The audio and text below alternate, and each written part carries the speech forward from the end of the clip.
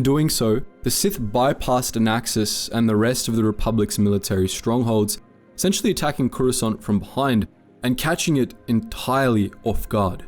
The Senate had only just heard the news of the Sith fleet attacking Corus Major when an enormous fleet of Sith warships appeared in Coruscant's skies and bombarded Galactic City with drop pods, which disgorged hordes of Massassi warriors and Sith-spawned beasts under the command of the Sith Lord Shah Khan.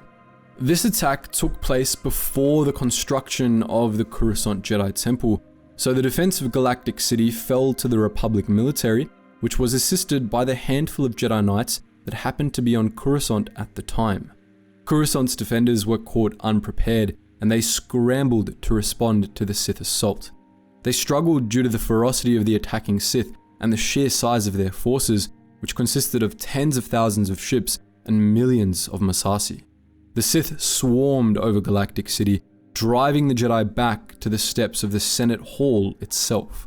But just when all seemed lost, a large portion of the attacking Sith force vanished.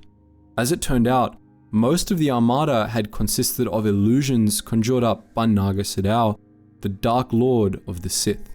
Republic forces had found his meditation sphere and broken his concentration, and as they did, the phantom ships and warriors vanished. The true Sith attack force was much smaller than the Republic had been led to believe, and once this became apparent, the Sith were routed and driven from Coruscant. Ultimately, Coruscant got lucky in the Great Hyperspace War. The Sith attack was thwarted, and Galactic City didn't suffer all that much damage. Republic forces soon rallied at Anaxis and drove the remainder of the Sith Armada out of Republic space, following which they would launch a counter-invasion of the Sith Empire. The Sith Empire was destroyed, but remnants of it survived, and 1,000 years later, a new war with the Sith would begin. This conflict, the Great Sith War, would see Coruscant attacked once again, but as in the Great Hyperspace War, Coruscant ultimately got off easy. Once more, the Sith attacked along the Corus trunk line, as the Corus system had come under the control of the Sith-aligned Krath cult and was a major staging ground for their fleet. This time round, the Republic was more prepared for such an attack. It had stationed a fleet at Thorost, a major shipyard world along the trunk line, to guard against a Krath attack on the core worlds. But with the help of Sith sorcery and the Mandalorian Crusaders, the Sith were able to crush the Republic forces at Thorost and then move on to attack Coruscant. In the lead up to the battle, the Sith had drawn a large part of Coruscant's defense fleet away from Chemplex 11, leaving the galactic capital vulnerable when their fleet attacked. As a result, Sith forces were able to quickly breach Coruscant's defensive blockade and land ground forces in Galactic City.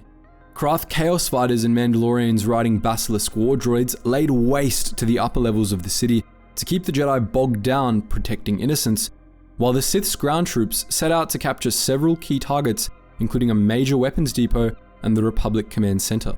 The Sith Lord in charge of the assault, Ulic Qel Droma, planned to use the command center to order every ship in the Republic Navy to jump to the same coordinates at once, destroying them all in the process and crippling the Republic military. But his plan was cut short when the leader of the Krath, Alima Keto, unexpectedly ordered all Sith forces to retreat. Despite the fact that the Sith had the advantage and were routing Coruscant's defenders, they acknowledged Alima's orders and retreated to their landers, abandoning the assault on Coruscant and returning to Krath space. Ulic Qel Droma was left behind, allowing the Jedi to capture him, as Alima, who wanted to usurp control of the Sith Armada, had planned. Qel Droma ultimately escaped Republic custody and repaid Alima for her treachery, but she had nonetheless prevented the Sith from capturing Coruscant. Thanks to the treachery of the Sith, the damage inflicted on Galactic City wasn't nearly as severe as it might otherwise have been, and the Republic was able to retain control of its capital.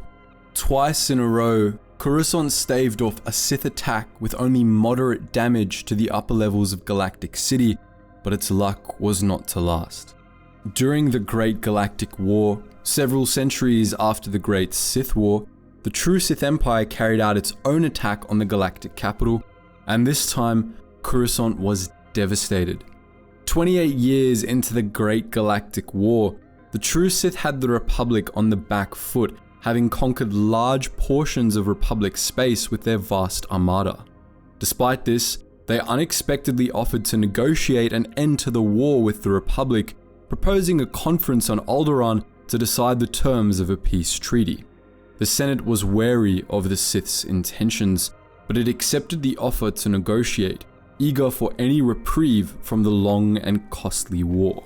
They expected that the Sith would attempt some sort of treachery, but they thought it would take place on Alderaan, where the peace conference was due to be held. They never imagined the conference would be used as a distraction from an attack on Coruscant itself.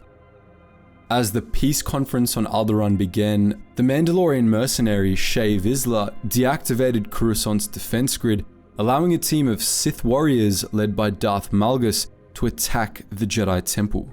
While the Jedi were distracted by this attack, a massive fleet led by Darth Angral arrived in the Coruscant system and descended into the galactic capital's lower atmosphere, where it began to bombard Galactic City. Huge armies of ground troops were deployed to sack the planet, and while Republic forces and the remaining Jedi did their best to defend the galactic capital, they were ultimately overwhelmed. In the end, the Jedi Temple was utterly destroyed. Half of the Council and numerous other Jedi were killed, the Supreme Chancellor was murdered, and Galactic City was utterly devastated, enduring the most severe damage that had ever been inflicted upon it. Hundreds of thousands of people were killed. For the next 2 days, the Sith occupied Coruscant, establishing a blockade above the planet and cutting off all communications to and from the Coruscant system. In that time, they hunted down and assassinated surviving Jedi and senators, imposed a brutal state of martial law on the planet, and looted Galactic City, inflicting even further damage on the planet. Following the sacking of Coruscant, the Republic delegates on Alderaan were forced into signing the Treaty of Coruscant, which ended the Great Galactic War. With the signing of the treaty, the Sith abandoned Coruscant and let the Republic reclaim its capital, but this came at the cost of massive territorial concessions, which put the Sith in control of half the known galaxy.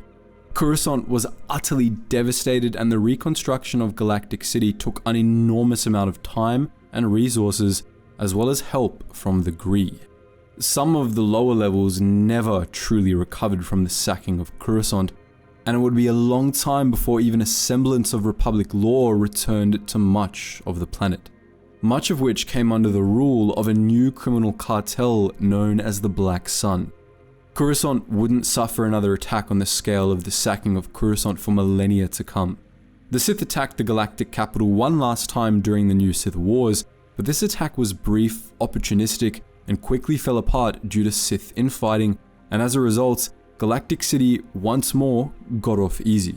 It wouldn't be attacked again for the next 1,000 years, an era of peace that only ended during the Clone Wars. That brings us to the most famous battle of Coruscant, the last to take place during the Age of the Republic. 3 years into the Clone Wars, during the 6th month of the Outer Rim sieges, a massive Separatist armada jumped into orbit above the galactic capital. This enormous fleet was thousands of capital ships strong and represented a full 1/6 of the CIS Navy's surviving assets, mostly drawn from the Yagdul Theater. These thousands of capital ships were carrying droid armies numbering in the hundreds of millions, and the whole force was led by General Grievous himself. It attacked without warning, and it was met by an entirely unprepared defense fleet. Much of the Coruscant home fleet had been reassigned to the Outer Rim sieges, and Grievous was able to catch what remained of the fleet with its shields down. The Separatist armada jumped in right on top of the home fleet, destroying a large part of it in a matter of minutes, leaving only around 1,000 Republic vessels operational. Once the home fleet recovered from the initial surprise attack, the naval battle to end all naval battles began.